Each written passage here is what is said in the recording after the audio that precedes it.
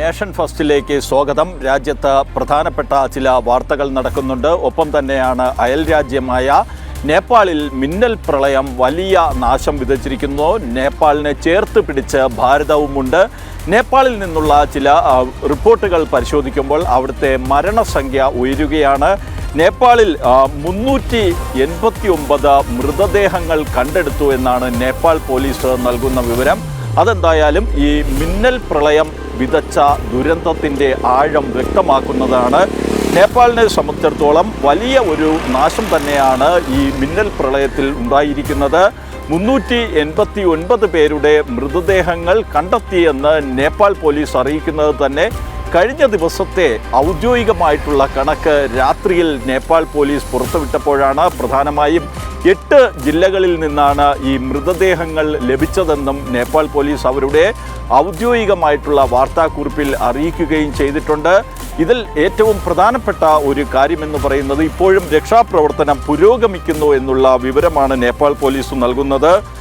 ഈ തൃശൂലി ജലവൈദ്യുത പദ്ധതിയുടെ തുരങ്കത്തിൽ കുടുങ്ങിയ 350 പേരെ രക്ഷപ്പെടുത്തിയ കാര്യവും നേപ്പാൾ പോലീസ് സ്ഥിരീകരിക്കുന്നു. 883 പേരെയാണ് ആകെ ഇതുവരെയും നേപ്പാൾ പോലീസ് രക്ഷപ്പെടുത്തി എന്ന് അവർ ഔദ്യോഗികമായിട്ട് അറിയിക്കുന്നത്. 910 പേരെ ഇതുവരെ കണ്ടെത്താനായിട്ടില്ല എന്നുള്ള വിവരവും നേപ്പാൾ പോലീസ് പങ്കുവയ്ക്കുന്നുണ്ട്. ഒപ്പം തന്നെ മറ്റ് വിദേശ രാജ്യങ്ങളിൽ നിന്ന് എത്തിയ ടൂറിസ്റ്റുകൾ അടക്കമുള്ളവരെ അവരുമായിട്ടും ഇതുവരെയും ബന്ധപ്പെടാൻ കഴിഞ്ഞിട്ടില്ല എന്നതടക്കമുള്ള കാര്യങ്ങൾ നേപ്പാൾ പോലീസ് നൽകുന്നുണ്ട്. അവർ ഇക്കാര്യങ്ങൾ അറിയിക്കുന്ന ഈ ഒരു സാഹചര്യത്തിലാണ് ഭാരതം നടത്തുന്ന ഇടപെടലുകൾ ശ്രദ്ധേയമാകുന്നത്. ഭാരതത്തെ സംബന്ധിച്ചിടത്തോളം തമിഴ്നാട്ടിൽ നിന്ന്, പശ്ചിമ ബംഗാളിൽ നിന്ന്, കേരളത്തിൽ നിന്ന് അടക്കമുള്ളവർ നേപ്പാളിൽ വിനോദസഞ്ചാരത്തിനായി പോയവരുണ്ടായിരുന്നു. അതിൽ ചിലർ ഈ അപകടമുണ്ടായ സ്ഥലത്ത് ഉണ്ടായിരുന്നു. അവരിൽ ചിലരെയൊന്നും ഇതുവരെയും ബന്ധപ്പെടാൻ കഴിയുന്നില്ല എന്നുള്ള വിവരങ്ങൾ പുറത്തു വരുന്നുണ്ട്. ഈ ഒരു സാഹചര്യത്തിലാണ് രക്ഷാപ്രവർത്തനത്തിലടക്കം നേപ്പാൾ ആവശ്യപ്പെടുന്ന ഏത് സഹായവും നൽകുവാൻ ഭാരതം സന്നദ്ധമാണെന്ന് നേപ്പാളിനെ അറിയിച്ചിട്ടുള്ളത്. പ്രധാനമന്ത്രി നരേന്ദ്രമോദി നേരത്തെ തന്നെ ഈ ദുരന്തമുണ്ടായതിന് പിന്നാലെ തന്നെ നേപ്പാൾ പ്രധാനമന്ത്രി ബാലേന്ദ്ര ഷായുമായി ഫോണിൽ സംസാരിക്കുകയും ചെയ്തിരുന്നു. പിന്നാലെ വിദേശകാര്യ മന്ത്രാലയം ഇതുമായി ബന്ധപ്പെട്ടിട്ടുള്ള എല്ലാ നടപടികളും കൃത്യമായി സ്വീകരിക്കുകയും ചൈനയിലും നേപ്പാളിലും ഉള്ള എംബസികളിൽ ഈ രക്ഷാപ്രവർത്തനവും മറ്റും ഏകോപിപ്പിക്കുന്നതിനും ഭാരതീയരുടെ വിവരങ്ങൾ ശേഖരിക്കുന്നതിനുമായുള്ള കൺട്രോൾ റൂമുകൾ തുറക്കുകയും ഹെൽപ്പ് ലൈൻ നമ്പറുകൾ ഏർപ്പെടുത്തുകയൊക്കെ ചെയ്തിട്ടുണ്ട്. വിവിധ സംസ്ഥാനങ്ങളിൽ നിന്നുള്ള മന്ത്രിമാർ അടക്കം ഡൽഹിയിലെത്തുകയും അവർ വിദേശകാര്യ മന്ത്രാലയവുമായി ബന്ധപ്പെട്ട് ആ നാടുകളിൽ നിന്നുള്ളവരെ മടക്കിക്കൊണ്ടുവരുന്നതിനുള്ള കൃത്യമായിട്ടുള്ള നടപടികൾ സ്വീകരിക്കുകയും ഒക്കെ ചെയ്യുന്നുണ്ട്. എന്തായാലും ഭാരതത്തെ സംബന്ധിച്ചിടത്തോളം നേപ്പാളിനൊപ്പം നിന്നുകൊണ്ട് നേപ്പാളിൻ്റെ പുനരധിവാസ പ്രവർത്തനത്തിനടക്കം കഴിയുന്ന സാധ്യമായ എല്ലാ സഹായവും നേപ്പാളിന് നൽകും എന്ന് ഭാരതം വ്യക്തമാക്കുകയും ചെയ്തിട്ടുണ്ട്. ഭാരതത്തെ സംബന്ധിച്ചിടത്തോളം നേപ്പാൾ ഏറ്റവും നല്ല അയൽക്കാരാണ്. ഹൃദയബന്ധവും ആത്മബന്ധവുമുള്ള അയൽപക്ക രാഷ്ട്രമാണ് നേപ്പാൾ. അതുകൊണ്ട് തന്നെ നേപ്പാളിനെ ഈ ദുരന്തമുഖത്തിൽ ഒറ്റപ്പെടാൻ അനുവദിക്കാതെ ചേർത്ത് പിടിച്ചുകൊണ്ട് തന്നെ മുന്നോട്ട് പോകും എന്നുള്ള സന്ദേശം തന്നെയാണ് കഴിഞ്ഞ ദിവസം വിദേശകാര്യ മന്ത്രാലയം നടത്തിയ വാർത്താ സമ്മേളനത്തിൽ തന്നെ വ്യക്തമാക്കിയത്. പ്രധാനമന്ത്രി നരേന്ദ്രമോദി തന്നെ ഇക്കാര്യത്തിൽ നേരത്തെ തന്നെ നേപ്പാളിന് ആവശ്യമായ എല്ലാ സഹായവും നൽകും, എന്തു സഹായം വേണം എന്നുള്ള കാര്യം നേപ്പാൾ പറഞ്ഞാൽ മതി എന്ന് വ്യക്തമാക്കുകയും ചെയ്തിട്ടുണ്ട്. NDRFും സൈന്യവും ഒക്കെ തന്നെ ഏത് അടിയന്തര സാഹചര്യത്തിനും നേപ്പാളിന് വേണ്ട സഹായം നൽകുവാൻ സന്നദ്ധമായി നിലയുറപ്പിക്കുകയും ചെയ്തിട്ടുണ്ട്. എന്തായാലും മറ്റ് ചില വാർത്തകൾ കൂടി വരുന്നുണ്ട്. തിബറ്റൻ മേഖലയിലെ ഹിമതടാകം മുറിയാൻ സാധ്യതയുണ്ടെന്നുള്ള മുന്നറിയിപ്പ് ചൈന നേപ്പാളിന് നൽകിയിട്ടുണ്ട്. കാരണം ഈ ഒരു മുന്നറിയിപ്പ് അത് കൃത്യമായിട്ട് പറഞ്ഞാൽ ചൈനയുടെ ഭാഗത്ത് നിന്ന് ഇത്തരമൊരു മുന്നറിയിപ്പ് നേപ്പാളിന് നൽകുമ്പോൾ അത് ഏറെ ഗൗരവമുള്ളതാണ്. 2 ദിവസം ജാഗ്രത പാലിക്കണം എന്നതടക്കം ഈ മുന്നറിയിപ്പിലുണ്ട്.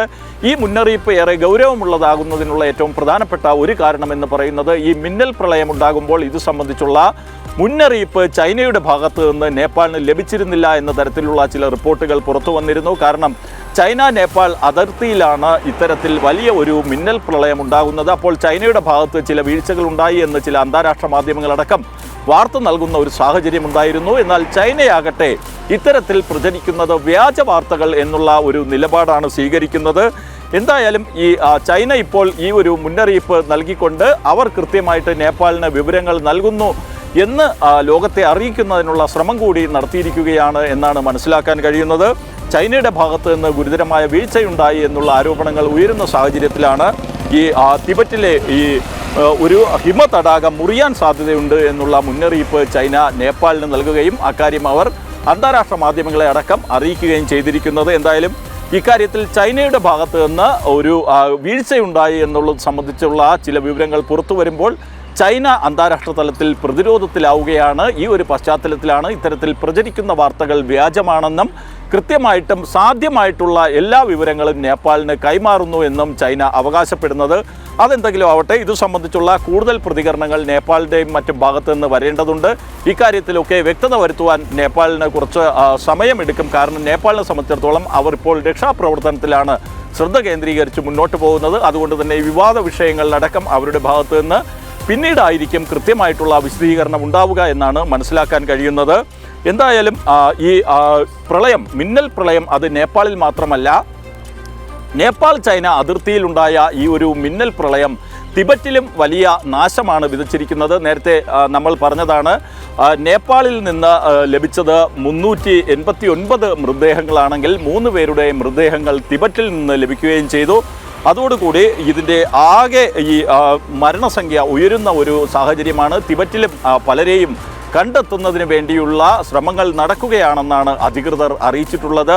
കെട്ടിടങ്ങൾ തകരുന്നതടക്കം വലിയ നാശനഷ്ടം തിബറ്റൻ മേഖലയിലും ഉണ്ടായി എന്നുള്ള ചില വിവരങ്ങൾ പുറത്തു വരുന്നുണ്ട്. എന്നാൽ ഈ നാശനഷ്ടത്തിൻ്റെ ആഴം സംബന്ധിച്ച് ചൈന ഇതുവരെയും ഔദ്യോഗികമായിട്ടുള്ള പ്രതികരണം ചൈനയുടെ ഭാഗത്തു നിന്നുണ്ടായിട്ടില്ല.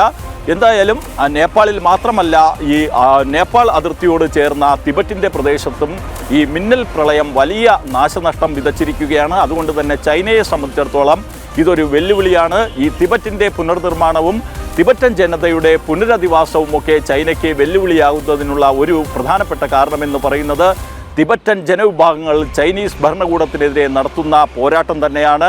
ചൈന അവരെ അടിച്ചമർത്തുകയാണെന്ന് പലപ്പോഴും തിബറ്റൻ ജനത ആരോപിക്കുന്നു. അതുകൊണ്ട് അന്താരാഷ്ട്ര സമൂഹത്തിന് മുന്നിൽ ചൈനയെ സംബന്ധിച്ചിടത്തോളം തിബറ്റിനെ കരുതലോടെ കണ്ടില്ലെങ്കിൽ അത് ചൈനയ്ക്ക് തന്നെ മോശം ഒരു അവസ്ഥ സൃഷ്ടിക്കുന്നതിന് കാരണമായേക്കാം. എന്തായാലും ഇക്കാര്യത്തിൽ ചൈനയുടെ ഭാഗത്തു നിന്ന് കൃത്യമായിട്ടുള്ള ജാഗ്രതയുണ്ട് എന്നുള്ളത് മനസ്സിലാക്കുന്നത്.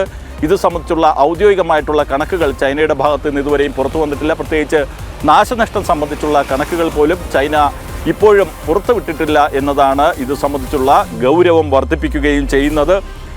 ഈ ഒരു മിന്നൽ പ്രളയത്തിൻ്റെ പശ്ചാത്തലത്തിൽ ഭാരതവും നേപ്പാളും തമ്മിൽ അതിർത്തി പങ്കിടുന്ന സംസ്ഥാനങ്ങളിൽ ഉത്തർപ്രദേശിലും ബീഹാറിലുമൊക്കെ ജാഗ്രതാ നിർദ്ദേശം നൽകിയിട്ടുണ്ട്. ഉത്തരാഖണ്ഡിലും ഈ ജാഗ്രതാ നിർദ്ദേശം നൽകിയിരിക്കുകയാണ്. കാരണം നദികളിൽ ജലനിരപ്പ് അനിയന്ത്രിതമായി ഉയരുന്ന സാഹചര്യത്തിലാണ് ഇത് സംബന്ധിച്ചുള്ള ജാഗ്രതാ നിർദ്ദേശം നൽകിയിരിക്കുന്നത്. ഏറ്റവും പ്രധാനപ്പെട്ട ഒരു കാര്യമെന്ന് പറയുന്നത് ഉത്തർപ്രദേശിലെ 2 ജില്ലകളിൽ അതീവ ജാഗ്രത തുടരുകയാണ്.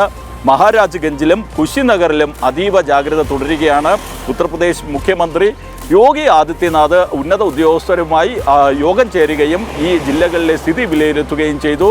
ഗണ്ഡക് നദിയിൽ ജലനിരപ്പ് ഉയരുന്നതാണ് ഈ ജില്ലകളിൽ ഈ ഒരു മുന്നറിയിപ്പും ജാഗ്രതാ നിർദ്ദേശവും നൽകുന്നതിന് കാരണമായത്. ബീഹാറിലും സമാനമായിട്ടുള്ള സാഹചര്യമാണുള്ളത്. ഇവിടെയും ഈ പശ്ചിമ ചമ്പാരനിൽ ജാഗ്രത തുടരുകയാണ്. നദീതീരങ്ങളിലും മറ്റും പോകരുത് എന്നുള്ള കർശനമായ നിർദ്ദേശം നൽകിയിട്ടുണ്ട്.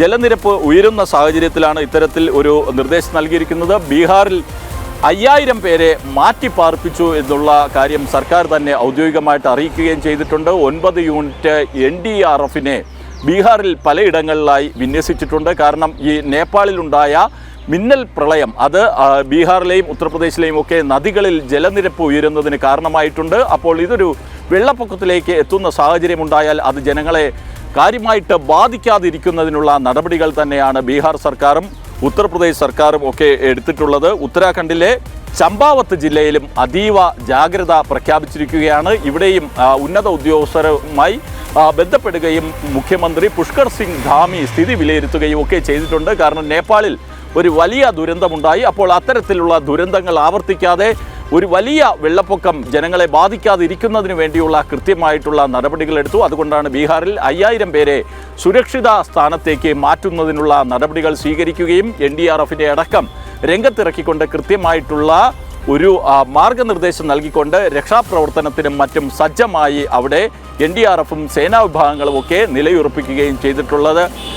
ബീഹാറിലും ഉത്തർപ്രദേശിലും ഉത്തരാഖണ്ഡിലുമൊക്കെ ജാഗ്രത തുടരുകയാണ്. കൃത്യമായി തന്നെ ഈ സംസ്ഥാനങ്ങൾ സ്വീകരിക്കുന്ന നടപടികൾ കേന്ദ്ര സർക്കാർ വിലയിരുത്തുകയും ചെയ്യുന്നുണ്ട്. ഇങ്ങനെ നേപ്പാളിലെ ദുരന്തം ഒരു വശത്ത് നടക്കുന്നു. ഒപ്പം തന്നെ ഭാരതം നേപ്പാളിന് എല്ലാ സഹായവും ഉറപ്പ് നൽകി രംഗത്തുണ്ട്. അപ്പോൾ മറ്റൊരു പ്രധാനപ്പെട്ട വാർത്ത വരുന്നത് ഭാരതവും ചൈനയും തമ്മിലുള്ള സൈനിക ബന്ധം മെച്ചപ്പെടുത്തി എന്നതാണ്. കാരണം നമുക്കറിയാം, ഗാൽവാൻ സംഘർഷത്തെ തുടർന്നാണ് ഭാരതവും ചൈനയുമായുള്ള ബന്ധം വളരെ മോശമായത്. അതിന് പിന്നാലെയാണ് പല നയതന്ത്ര തലത്തിലും സൈനിക തലത്തിലുമൊക്കെ ചർച്ചകൾ നടക്കുകയും ആ ചർച്ചകളുടെ തുടർച്ചയായിട്ട് നമ്മുടെ ദേശീയ സുരക്ഷാ ഉപദേഷ്ടാവ് അജിത് ഡോവൽ ചൈന സന്ദർശിക്കുകയും ചൈനീസ് വിദേശകാര്യമന്ത്രിയുമായി ഒക്കെ ചർച്ച നടത്തുകയും ചെയ്തു. ഈ ചർച്ചകൾക്ക് പിന്നാലെയാണ് ഉത്തരാഖണ്ഡിലെ ജോഷിമഠും അരുണാചലിലെ തവാങ്ങും പുതിയ മീറ്റിംഗ് പോയിന്റുകളായിക്കൊണ്ടുള്ള കോർ കമാൻഡർ തല ചർച്ചകൾ ഇവിടെ നടത്തുന്നതിനായുള്ള തീരുമാനം ഉൾപ്പെടെ എടുത്തിരിക്കുന്നത്. മാത്രമല്ല, ചൈനീസ് പ്രസിഡന്റ് ഷീ ജിൻപിങ് ഭാരതം സന്ദർശിക്കുവാൻ തയ്യാറെടുക്കുന്നു എന്നുള്ള വിവരങ്ങളും പുറത്തു വരികയും ചെയ്യുന്നുണ്ട്. ബ്രിക്സ് ഉച്ചകോടിയിൽ പങ്കെടുക്കുന്നതിനായി ഷീ ജിൻപിങ് എത്തുന്നതിന് മുന്നോടിയായിട്ടുള്ള ചില സുരക്ഷാ പരിശോധന അടക്കമുള്ള നടപടികളിലേക്ക് ചൈനീസ് അധികൃതർ കടന്നിരിക്കുന്നു എന്നുള്ള വിവരങ്ങളും പുറത്തു വരുന്നുണ്ട്. എന്തായാലും ഭാരതവും ചൈനയും തമ്മിലുള്ള ആ ഒരു ബന്ധം അത് നയതന്ത്ര തലത്തിലും സൈനിക തലത്തിലുമൊക്കെ വളരെ മോശമായ അവസ്ഥയിലായിരുന്നു. എന്നാൽ ഇപ്പോൾ സ്ഥിതി മാറുന്നു. ആ ബന്ധം കൂടുതൽ മെച്ചപ്പെടുന്നു എന്നുള്ള വിവരങ്ങളാണ് പുറത്തു വരുന്നത്. ഇതുമായി ബന്ധപ്പെട്ട വാർത്ത കാണാം. ഭാരത സൈന്യത്തിന്റെ കിഴക്കൻ കമാൻഡും സെൻട്രൽ കമാൻഡും ഉൾപ്പെട്ട ഹോട്ട്ലൈനും സ്ഥാപിച്ചു. ഭാരത ചൈന അതിർത്തിയിലെ സൈനിക ആശയവിനിമയം ശക്തമാക്കുന്നതിന്റെ ഭാഗമായാണ് നടപടികൾ. അതിർത്തിയിലെ പ്രശ്നങ്ങൾ വേഗത്തിൽ പരിഹരിക്കാനും ആശയവിനിമയം മെച്ചപ്പെടുത്താനും സഹായിക്കും. യഥാർത്ഥ നിയന്ത്രണ രേഖയിൽ സംഘർഷമുണ്ടായാൽ നേരിട്ട് ബന്ധപ്പെടാനും കഴിയും. 2020 കിഴക്കൻ ലഡാക്ക് സംഘർഷത്തിന് ശേഷം ഇതാദ്യമായാണ് മെച്ചപ്പെട്ട ആശയവിനിമയ സംവിധാനം ഇരു രാജ്യങ്ങളും സജ്ജമാക്കുന്നത്. ദേശീയ സുരക്ഷാ ഉപദേഷ്ടാവ് അജിത് ഡോവലും ചൈനീസ് വിദേശകാര്യമന്ത്രിയും നടത്തിയ കൂടിക്കാഴ്ചയിൽ ഇക്കാര്യങ്ങൾ ധാരണയായത്. ഇരു രാജ്യങ്ങളും തമ്മിലുള്ള ബന്ധം മെച്ചപ്പെടുത്തുന്നതാണ് ഇതിൽ നിന്നും വ്യക്തമാകുന്നത്. ഗാൽവാൻ സംഘർഷത്തെ തുടർന്നാണ് ഭാരത ചൈന ബന്ധം വഷളായത്. അതിനിടെ ചൈനീസ് പ്രസിഡന്റ് ഷീ ജിൻപിങ് ഭാരത സന്ദർശനത്തിന് തയ്യാറെടുക്കുന്നെന്ന റിപ്പോർട്ടുകളും പുറത്തുവരുന്നുണ്ട്. 7 വർഷത്തെ ഇടവേളയ്ക്ക് ശേഷമാണ് ചൈനീസ് പ്രസിഡന്റ് ഷീ ജിൻപിങ് ഭാരതം സന്ദർശിക്കുന്നത്. സെപ്റ്റംബർ 12, 13 തീയതികളിൽ ഡൽഹിയിൽ നടക്കുന്ന ബ്രിക്സ് ഉച്ചകോടിയിൽ പങ്കെടുക്കാനാണ് ഷീ ഇന്ത്യയിലെത്തുന്നത്. ദേശീയ സുരക്ഷാ ഉപദേഷ്ടാവ് അജിത് ഡോവലും ചൈനീസ് വിദേശകാര്യമന്ത്രിയുമായി നടത്തിയ ചർച്ചയിലാണ് ഇരു രാജ്യങ്ങളുടെയും ഇടയിൽ നിലനിന്ന സംഘർഷാവസ്ഥയ്ക്ക് അയവ് വന്നിരിക്കുന്നത്. ജനം, ഡൽഹി. മറ്റൊരു പ്രധാനപ്പെട്ട വാർത്ത അത് അന്താരാഷ്ട്ര തലത്തിൽ തന്നെ ശ്രദ്ധേയമാകുന്ന വാർത്തയാണെങ്കിലും നമ്മുടെ കേരളത്തിൽ പ്രത്യേകിച്ച് മലയാളികൾ ഈ വാർത്ത ഏറെ ഗൗരവത്തോടെയാണ് കാണേണ്ടത്. കാരണം കേരളത്തിൽ ഏറ്റവും കൂടുതൽ കരച്ചിൽ നടക്കുന്നത് ഗാസയ്ക്ക് വേണ്ടിയാണ്, പാലസ്തീന് വേണ്ടിയാണ്. അങ്ങനെയുള്ള കേരളത്തിൽ ഈ വാർത്തയ്ക്ക് വളരെ പ്രാധാന്യമുണ്ട്. എന്താണ് വാർത്ത എന്ന് ചോദിച്ചാൽ, യുദ്ധത്തിൽ തകർന്ന പാലസ്തീന് ഭാരതം ആശുപത്രി നിർമ്മിച്ചു നൽകുകയാണ്. 200 കിടക്കകളുള്ള അത്യാധുനിക സൗകര്യങ്ങളോട് കൂടിയുള്ള ഒരു ആശുപത്രിയാണ് ഭാരതം പാലസ്തീന് നിർമ്മിച്ചു നൽകുന്നത്. നമുക്കറിയാം, നേരത്തെ തന്നെ പാലസ്തീൻ അന്താരാഷ്ട്ര സമൂഹത്തിന് മുന്നിൽ സഹായം അഭ്യർത്ഥിച്ചുകൊണ്ട് രംഗത്ത് വന്നിരുന്നു. യുദ്ധത്തിൽ അവരുടെ ആരോഗ്യ മേഖലയാകെ തകർന്നു. പാലസ്തീനിലെ ആശുപത്രി കെട്ടിടങ്ങൾ തകർന്ന ഒരു സാഹചര്യമാണുള്ളത്. കുട്ടികളുടെയും മറ്റും ചികിത്സ മുടങ്ങിയിരിക്കുന്നു. കുട്ടികൾക്കൊക്കെ യുദ്ധത്തിൽ പരിക്കേൽക്കുന്നു. അവർക്ക് ചികിത്സ നൽകുന്നതിന് പോലും കഴിയാത്ത സാഹചര്യമാണ് പാലസ്തീനിലുള്ളത് എന്ന് പാലസ്തീൻ അന്താരാഷ്ട്ര സമൂഹത്തോട് പറയുകയും സഹായം അഭ്യർത്ഥിക്കുകയും ചെയ്തിരുന്നു. ഭാരതത്തിലെ പാലസ്തീൻ അംബാസഡർ തന്നെ ഈ രീതിയിൽ ഭാരതത്തിൻ്റെ ഭാഗത്തു നിന്നുള്ള സഹായമുണ്ടാകണം എന്ന് അഭ്യർത്ഥിച്ചുകൊണ്ട് രംഗത്ത് വരികയും ചെയ്തിരുന്നു. അദ്ദേഹം ഭാരതത്തിലെ വ്യക്തികളിൽ നിന്നും ഭാരതത്തിലെ സംഘടനകളിൽ നിന്നുമൊക്കെയുള്ള സഹായം വേണമെന്ന് ആവശ്യപ്പെടുകയും ചെയ്തിരുന്നു. അവിടെയാണ് നരേന്ദ്രമോദി സർക്കാർ എടുത്തിരിക്കുന്ന ഈ ഒരു തീരുമാനം ഏറെ നിർണായകമാകുന്നത്. കാരണം പാലസ്തീനെ ചൊല്ലി, ഗാസയെ ചൊല്ലിയൊക്കെ പലപ്പോഴും കേരളത്തിൽ ചിലർ കണ്ണീർ പൊഴിക്കുന്നുണ്ട്. അത്തരക്കാരുടെ അജണ്ടയും ലക്ഷ്യവും എന്ന് പറയുന്നത് സമാനതകളില്ലാത്ത ന്യൂനപക്ഷ പ്രീണനം തന്നെയാണ്. അപ്പോൾ അത്തരം പ്രീണന വോട്ട് ബാങ്ക് രാഷ്ട്രീയം പിന്തുടരുന്നവർക്ക് കൂടിയുള്ള മറുപടി തന്നെയാണ് ഭാരതം നൽകിയിരിക്കുന്നത്. ഭാരതം ഈ അന്താരാഷ്ട്ര സമൂഹത്തിന് മുന്നിൽ നൽകുന്ന സന്ദേശവും വ്യക്തമാണ്. എവിടെ ഏത് രാജ്യത്തിനാണ് പ്രശ്നവും പ്രതിസന്ധിയും ഉണ്ടാകുന്നത്, ആരാണ് ഭാരതത്തിൻ്റെ സഹായം അഭ്യർത്ഥിക്കുന്നത്, അവരെ കൈവിടാതെ ചേർത്ത് പിടിച്ച് മുന്നോട്ട് പോകും എന്നുള്ള കൃത്യമായിട്ടുള്ള സന്ദേശം തന്നെയാണ് നരേന്ദ്രമോദി സർക്കാർ നൽകിയിരിക്കുന്നത്. 200 കിടക്കകളുള്ള മൾട്ടി സ്പെഷ്യാലിറ്റി ആശുപത്രിയാണ് പാലസ്തീനിൽ ഭാരതം പണിയുന്നത്. ഈ വാർത്ത കേരളത്തിൽ ഗസയ്ക്കും പാലസ്തീനും വേണ്ടി കണ്ണീരൊഴുക്കുന്ന മോദി വിരുദ്ധർ കാണുക തന്നെ വേണം. ആ വാർത്തയിലേക്ക്. യുദ്ധത്തിൽ തകർന്ന പാലസ്തീനും ഭാരതത്തിന്റെ കരുതൽ എന്നത് ലോകരാഷ്ട്രങ്ങൾക്കിടയിൽ ഭാരതത്തിന്റെ സ്ഥാനമാണ് വ്യക്തമാക്കുന്നത്. ആരോഗ്യരംഗം താറുമാറായെന്നും ആശുപത്രി കെട്ടിടങ്ങൾ തകർന്നെന്നും ആരോഗ്യമേഖലയെ പുനർനിർമ്മിക്കാൻ അന്താരാഷ്ട്ര സമൂഹത്തിന്റെ സഹായം വേണമെന്നും പാലസ്തീൻ അഭ്യർത്ഥിച്ചിരുന്നു. ഭാരതത്തിന്റെ സഹായം വേണമെന്ന് ഭാരതത്തിലെ പാലസ്തീൻ സ്ഥാനപതി അഭ്യർത്ഥിക്കുകയും ചെയ്തു. ഭാരതം പാലസ്തീൻ ആരോഗ്യമേഖലയ്ക്ക് നൽകുന്ന സഹായമാണ് 200 കിടക്കകളുള്ള അത്യാധുനിക സംവിധാനങ്ങളുള്ള ആശുപത്രി. ഭാരതത്തിന്റെ ആരോഗ്യമേഖല കൈവരിക്കുന്ന നേട്ടം ഭാരതത്തിൽ മാത്രം ഒതുങ്ങുന്നില്ല. ലോകരാഷ്ട്രങ്ങൾക്ക് ഭാരതം താങ്ങായും തണലായും മാറുന്നു എന്നതാണ് പാലസ്തീന് നൽകുന്ന സഹായം വ്യക്തമാക്കുന്നത്. മരുന്നുകളും ജീവൻ രക്ഷാ ഉപകരണങ്ങളും മെഡിക്കൽ സേവനങ്ങളും മാത്രമല്ല, ആശുപത്രി തന്നെ പാലസ്തീനിൽ നിർമ്മിച്ചു നൽകുകയാണ് ഭാരതം ലോക ജനതയ്ക്ക് നൽകുന്ന സന്ദേശം വ്യക്തമാണ്. സഹായത്തിനും കരുതലിനും അതിർവരമ്പുകളില്ല എന്ന സന്ദേശത്തിലൂടെ ഭാരതം ദുരിതം അനുഭവിക്കുന്ന പാലസ്തീനിലെ ജനങ്ങളെ ചേർത്ത് പിടിക്കുകയാണ്. ജനം, ഡൽഹി. അപ്പോൾ നേപ്പാളിലായാലും പാലസ്തീനിലായാലും എന്താണ് ഭാരതം സ്വീകരിക്കുന്ന സമീപനം എന്ന് വ്യക്തമാണ്. കാരണം നേരത്തെ തന്നെ നേപ്പാളിൻ്റെ കാര്യം പറഞ്ഞപ്പോൾ നമ്മൾ ഒരു കാര്യം മനസ്സിലാക്കിയിരുന്നു. നേപ്പാളിന് എന്ത് സഹായമാണ് വേണ്ടത് എന്ന് അവർ അറിയിച്ചാൽ ആ നിമിഷം അവർക്കുള്ള സഹായമെത്തും. അതിന് ഭാരതം സന്നദ്ധമാണ്, ഭാരതം തയ്യാറാണ്. അതുപോലെ തന്നെയാണ് പാലസ്തീനെ സംബന്ധിച്ചിടത്തോളം അവരുടെ ആരോഗ്യരംഗം, അവരുടെ ആശുപത്രി കെട്ടിടങ്ങളൊക്കെ തകർന്ന ഒരു സാഹചര്യത്തിലാണ് ഭാരതത്തിൻ്റെ ഭാഗത്തു നിന്ന് ഇത്തരമൊരു സഹായമുണ്ടായത്. അപ്പോൾ ലോകരാജ്യങ്ങൾക്ക് എന്ത് സഹായമാണ് വേണ്ടത്? ആ സഹായത്തിന് ഭാരതം സദാ സന്നദ്ധമാണ്. ആ സഹായം ഉറപ്പായും എത്തിക്കുകയും ചെയ്യും എന്നുള്ള വ്യക്തമായ സന്ദേശം തന്നെയാണ് നരേന്ദ്രമോദി സർക്കാർ നൽകുന്നത്. അത് നേപ്പാളിലായാലും പാലസ്തീനിലായാലും ഇനി മറ്റേതെങ്കിലും രാജ്യത്തായാലും ഭാരതത്തോട് സഹായം ചോദിക്കുന്നവർക്ക് ആ സഹായം നൽകും എന്നുള്ള കൃത്യമായിട്ടുള്ള സന്ദേശം നൽകുന്നു. ഒപ്പം തന്നെ അന്താരാഷ്ട്ര സമൂഹത്തിന് മുന്നിൽ ഭാരതം സ്വീകരിക്കുന്ന നിലപാടുകൾ അത് ആർജവത്തോടെ വിളിച്ചു പറയുകയും ചെയ്യുന്നുണ്ട്. നരേന്ദ്രമോദി എന്ന് പറയുന്ന ലോകാര്യധനായ ഭാരത പ്രധാനമന്ത്രിയുടെ വിദേശ സന്ദർശനത്തെ അടക്കം പരിഹസിക്കുന്ന പ്രതിപക്ഷ നേതാവ് രാഹുലിന് കൂടിയുള്ള മറുപടിയാണ് ലോകരാജ്യങ്ങൾക്ക് ഭാരതം നൽകുന്ന സഹായവും പ്രധാനമന്ത്രി നരേന്ദ്രമോദിക്ക് ലോകരാജ്യങ്ങൾക്കിടയിൽ ലഭിക്കുന്ന സ്വീകാര്യതയും. കാരണം ഇത് എന്തിന് ഇപ്പോൾ പറയുന്നു എന്ന് ചോദിച്ചാൽ നമുക്കറിയാം. നമ്മുടെ പ്രതിപക്ഷ നേതാവ് രാഹുൽ നടത്തുന്ന ചില പ്രചാരണങ്ങൾ, രാഹുൽ നുണപ്രചാരണങ്ങൾ നടത്തുകയാണ് എന്നുള്ള ഒരു വലിയ ക്യാമ്പയിൻ സമൂഹ മാധ്യമങ്ങളിൽ യുവാക്കളുടെ നേതൃത്വത്തിൽ നടക്കുകയാണ്. ഇത് പ്രത്യേകിച്ച് രാഷ്ട്രീയ പാർട്ടിയുമായിട്ടൊന്നും ബന്ധമില്ലാതെയാണ് ഇത്തരത്തിലുള്ള ഒരു ക്യാമ്പയിൻ നടക്കുന്നത്. രാഹുൽ പാർലമെൻറ്റിലും പാർലമെൻറ്റിന് പുറത്തും രാജ്യത്തിനകത്തും രാജ്യത്തിന് പുറത്തും ഒക്കെ നടത്തുന്ന ചില പരാമർശങ്ങൾ, ആ പരാമർശങ്ങൾ പലപ്പോഴും അടിസ്ഥാനരഹിതമായിട്ടുള്ള ആരോപണമാണ്, അതുമല്ലെങ്കിൽ വസ്തുതകൾക്ക് നിരക്കാത്തതാണ് എന്നൊക്കെ പലപ്പോഴും പലരും, അത് മാധ്യമങ്ങൾ മാത്രമല്ല, രാഷ്ട്രീയ നേതാക്കൾ മാത്രമല്ല, ഈ സമൂഹത്തിൻ്റെ നാനാതുറയിലുള്ളവർ തന്നെ രാഹുൽ നടത്തുന്നത് അടിസ്ഥാനരഹിതമായ പരാമർശമാണ്, വസ്തുതകൾക്ക് നിരക്കാത്ത പരാമർശമാണ് എന്നൊക്കെ ചൂണ്ടിക്കാട്ടിയിട്ടുണ്ട്. എന്നാൽ ഇപ്പോൾ രാഹുൽ നടത്തുന്ന നുണപ്രചാരണങ്ങൾ, രാഹുൽ നുണ പറയുകയാണ് എന്നുള്ള ഒരു പ്രചാരണം അത് സമൂഹ മാധ്യമങ്ങളിൽ ചില യുവാക്കൾ നടത്തുകയാണ്. ഈ ഒരു പ്രചാരണത്തെ സംബന്ധിച്ചിടത്തോളം അതേക്കുറിച്ചുള്ള വിവരങ്ങൾ അത് പൂർണ്ണമായിട്ടും പുറത്തുവിട്ടിരുന്നുകൊണ്ട് BJPയുടെ ദേശീയ വക്താവ് പ്രദീപ് ഭണ്ഡാരി പറഞ്ഞത് രാഹുലിൻ്റെ നുണക്കൂമ്പാരം സമൂഹ മാധ്യമങ്ങളിൽ തകർന്നു വീഴുകയാണെന്നാണ്. കാരണം അദ്ദേഹം ഇൻ്റർനെറ്റ് നോക്കിയിരിക്കുമ്പോഴാണ് ഒരു യുവാവ് ഇത് സംബന്ധിച്ചുള്ള ഒരു മെസ്സേജ് അയക്കുന്നത്. ആ മെസ്സേജിൽ കൃത്യമായിട്ട് പറയുന്നുണ്ട് രാഹുൽ ഗാന്ധി നടത്തിയ നുണ പരാമർശങ്ങൾ എത്രയാണ്.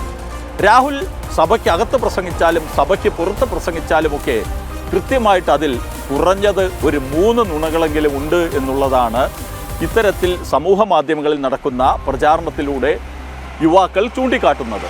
അപ്പോൾ രാഹുൽ ഗാന്ധിയെ സംബന്ധിച്ചിടത്തോളം അദ്ദേഹം നുണകളുടെ കൂമ്പാരം സൃഷ്ടിച്ചിരുന്നു. എന്നാൽ ഇപ്പോൾ ആ നുണകളുടെ കൂമ്പാരം തകർന്നു വീഴാൻ തുടങ്ങിയിരിക്കുന്നു, അതുമല്ലെങ്കിൽ അത് പൊളിഞ്ഞു വീഴാൻ തുടങ്ങിയിരിക്കുന്നു എന്നുള്ളതാണ് യാഥാർത്ഥ്യം. അതുകൊണ്ട് തന്നെയാണ് BJP വക്താവ് പ്രദീപ് ഭണ്ഡാരി അക്കാര്യം ചൂണ്ടിക്കാട്ടിക്കൊണ്ട് രംഗത്ത് വന്നപ്പോൾ അത് ശ്രദ്ധേയമാകുന്നത്. അപ്പോൾ പ്രദീപ് ഭണ്ഡാരി ഇങ്ങനെ രാഹുലിൻ്റെ നുണകളെക്കുറിച്ച് പറയുകയും അദ്ദേഹം കേരളത്തിൽ അധികാരത്തിലിരിക്കുന്ന UDF സർക്കാരിനെ രൂക്ഷമായ ഭാഷയിൽ വിമർശിക്കുകയും ചെയ്തിരിക്കുകയാണ്. അപ്പോൾ നമ്മൾക്ക് ഒരു കാര്യം എടുത്തു പറഞ്ഞേ മതിയാകൂ. കാരണം നുണ പറയുന്ന നേതാവാണ് ഈ കോൺഗ്രസിനെ നയിക്കുന്നത്. അപ്പോൾ അങ്ങനെയുള്ള കോൺഗ്രസ്സാണ് കേരളത്തിൽ അധികാരത്തിലിരിക്കുന്നത്. പക്ഷേ കേരളത്തിലെ കോൺഗ്രസിനെ നിയന്ത്രിക്കുന്നത് മുസ്ലിം ലീഗാണ്. അതുകൊണ്ടാണ് BJP വക്താവ് പ്രദീപ് ഭണ്ഡാരിയുടെ പരാമർശം ഏറെ ശ്രദ്ധേയമാകുന്നത്. മോഡേൺ മുസ്ലിം ലീഗായി കേരളത്തിലെ കോൺഗ്രസ് മാറിയിരിക്കുന്നു എന്നാണ് അദ്ദേഹം പറയുന്നത്. ആ വാക്കുകളുടെ ഒരു പശ്ചാത്തലം എന്ന് പറയുന്നത് വന്ദേ മാതരം പൂർണ്ണമായും ആലപിക്കുന്നതിന് കേരളത്തിലെ UDF സർക്കാർ തയ്യാറാകുന്നില്ല എന്നതുകൊണ്ടാണ്.